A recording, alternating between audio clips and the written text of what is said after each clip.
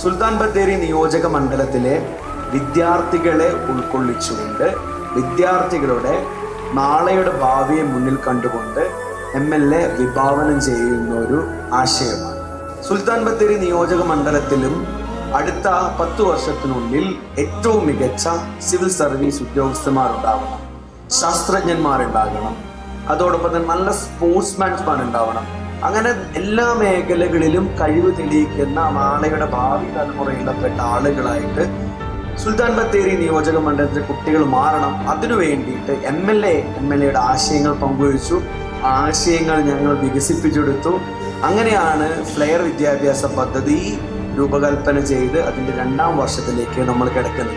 Flare വന്നോ അല്ലെങ്കിൽ നിങ്ങൾക്ക് സിവിൽ സർവീസ് മുന്നിൽ കൊണ്ടുവന്നോ, അത് വേണോ അല്ലെങ്കിൽ അത് കൃത്യമായിട്ട് ഉപയോഗിക്കണോ വേണ്ടോ എന്ന് തീരുമാനിക്കേണ്ടത് നിങ്ങളാണ്.